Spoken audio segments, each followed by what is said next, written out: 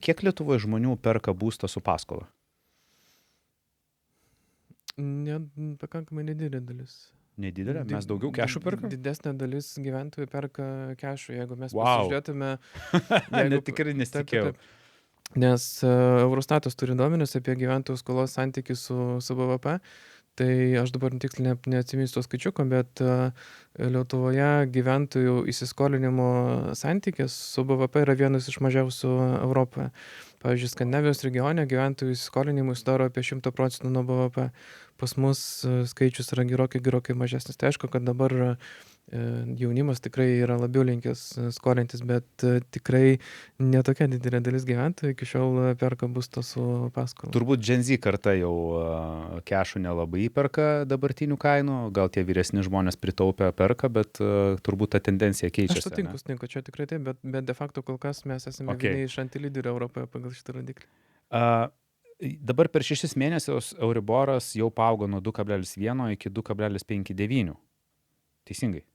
6 mėnesių Euriboras. Nu, aš bent jau tiek perskaičiau. 3 mėnesių Euriboras šiek tiek mažesnis, bet rinkų prognozė šiuo metu yra tokia, kad iki krizės 3 mėnesių Euriboras siekia lygiai 2%, rinkų prognozė, kad metų gale 3 mėnesių Euriboras sieks 2,8%. Ką tai reiškia žmogui, kuris turi būsto paskolą? Tai vienareikšmiškai reiškia šiek tiek didesnės būsto paskolų įmokas, su sąlyga, kad tos prognozės įsipildys.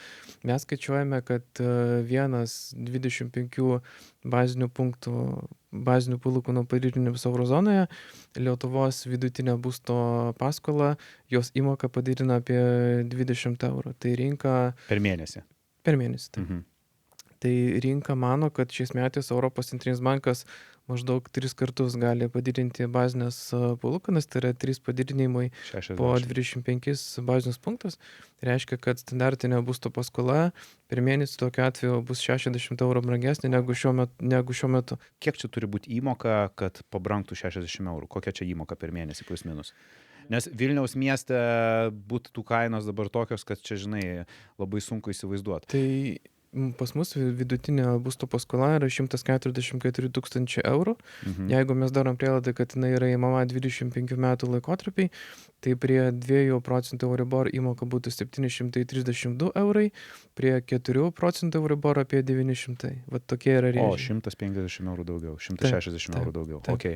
Supratau, nu tai jau ženklus skirtumas. Jeigu kažkas moka, pavyzdžiui, 1000 už brangesnį būtą, tai jau mokės apie 1300-1250. Su sąlyga, kad rinkos prognozės išsipildys ir Europos centrinis bankas padidins palūkanas, ko aš gal nebūčiau labai linkęs tikėti, nes rinka labai dažnai būna neteisi. Ar gali pasikartoti arba būti blogesnis scenarijus nei 2022 metais? Ne, negali. Negali, ne? Negali.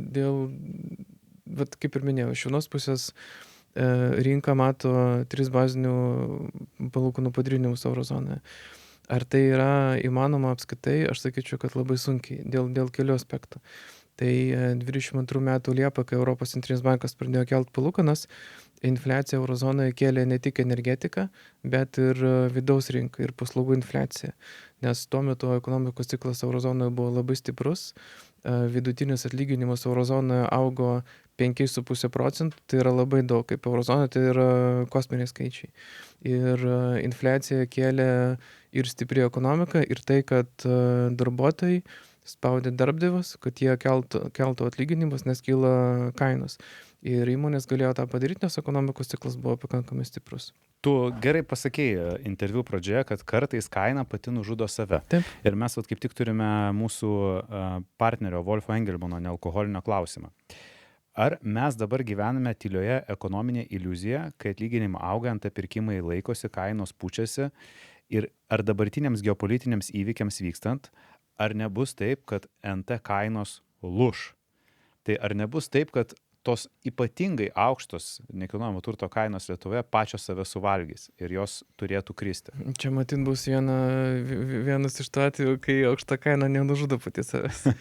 Nes aš realiai nematau scenarijaus, pagal kurį NT kainos Lietuvoje mažėtų.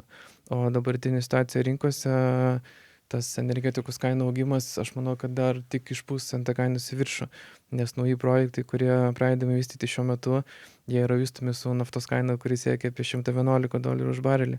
Atitinkamai brangsta dažai, statybinės medžiagos, kai kurių medžiagų gali pritrūkti.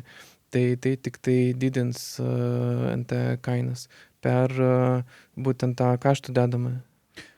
Bet ar prie tokių aukštų kainų vis dar liks žmonių, kurie pirks nekilnojamą turtą? Nes, jau dabar Vilniaus mieste, aplink centre, jau tampa kainos realiai beveik neįperkamos daugeliu žmonių. Jau dabar gali įpirkti tik tai tie, kurie tikrai uždirba aukštas pajamas.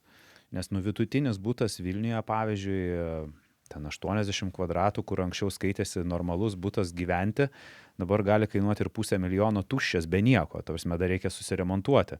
Tai kainos tikrai yra labai labai aukštos ir net tai aš nekalbėčiau net centre, čia gali būti butas net Naujininkose kažkur tai arba net Šnipiškėse, kur anksčiau net būdavo skaitoma, kad tiesiog paprastas rajonas, o dabar jau šitie rajonai tampa prabangus. Tai aš duosiu vieną geležinį argumentą, kodėl NT kainos toliau kils. Aš asmeniškai vieną iš rodiklių, kurį aš labai seku, tai yra Eurostato duomenys, kurie parodo, kokia dalis gyventojų kiekviena ES valstybei gyvena nuosavam bute arba nuomojamam bute.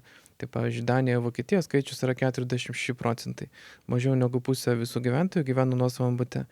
Tikėtina dėl to, kad jie nebegali įsigyti nuosavo būsto ir yra priversti jų nuomotis. Ten yra pakankamai geros ir stabilios nuomos sąlygos, yra labai stabilus kontraktai, bet mano asmeninė nuomonė, jeigu žmogus galėtų nusipirkti butą, jis tikriausiai nusipirktų savo, o ne nuomotųsi iš kažko. Lietuvoje skaičius yra 83%. Ir mes esame vieni iš lyderių Europoje pagal šį rodiklį. Tai yra 83% visų gyventojų gyvena nuosavam būste. Tai vat ir atsakymas, ar kainos dar kils taip ir labai stipriai, kadangi mums yra dar šviesmečiai, tol kol mes pagal NT įperkamumą arba jo probleminį įperkamumą pasiektume, tarkim, Danijos arba Vokietijos lygį. Tai nematau šiuo metu scenarijaus, realiai kalbant, kad artimiausiu metu NT kainos mažėtų. Kokia yra riba kainos Lietuvoje, kad žmonės daugiau nuomotųsi negu pirktų? Nes dabar vidutinė kaina, man atrodo, pigiausia kvadrato kaina Vilniuje yra 3,5 tūkstančio. Jau mes matome ir po 12 ir 14 tūkstančių už kvadratą Vilniaus centre, kur čia atrodo utopija. Bet yra perkančių, nors yra ir butų, kurie stovi jau po 2-3 metus, niekas jų neperka. Kokia ta kaina yra, kur jau žmonės nepirks, o verčiau nuomosis? Nežinau, tiesą sakant, kokia gali būti tokia kaina, čia jau tokia būtų labai agresyvi spekulacija, bet matau vieną aspektą, gal kurį akcentuočiau, yra tai, kad jau dabar šiek tiek matosi problemų su būsto įperkamumu pagal statistiką, nes labai įdomiai atrodo gyvenamųjų namų ir būtų pardavimai. Tai būtų pirkimo pardavimo sandorių skaičius šiuo metu yra labai priartėjęs prie to lygio, kurį mes matėme iš karto po COVID pabaigos, kai rinka buvo labai karšta. Tuo metu, kai namų sandorių skaičius yra labai stipriai mažesnis ir 15% atsilieka nuo to post-covidinio piko.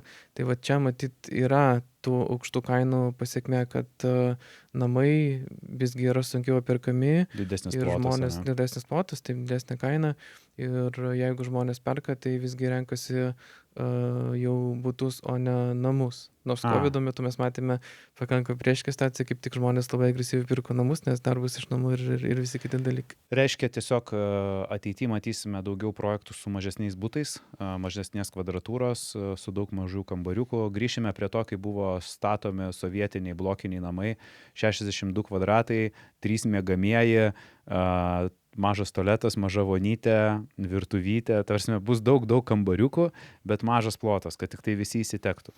Aš gal sakyčiau, kad ne visai tai bus. Aš manau, kad mes matysime gyventojų migraciją iš sostinės į kitus miestus. Ir dėl to, kad NT kainų sostinėje tikrai yra labai aukštas, ir dėl to, kad visgi COVID'as labai stipriai pakeitė darbo kultūrą, labai stipriai. Nuotolinis darbas. Nes nuotolinis darbas tikrai įgalina žmonės dirbti regionuose, į sostinę grįžti 1-2 dienom, čia praleisti 1 dieną ofise ir išvažiuoti atgal. Ir aš manau, kad tai irgi yra neišvengiama. Ir tokie miestai, kurie yra už sostinės, netgi tie patys kurortiniai miestai, kaip nežinau, Birštonas, Druskininkai ir kiti turi daugybę galimybę, kadangi žmonės renkasi ir komfortą, mažiau kamščių, mažiau spūsčių, mažiau visokiausių kitų problemų.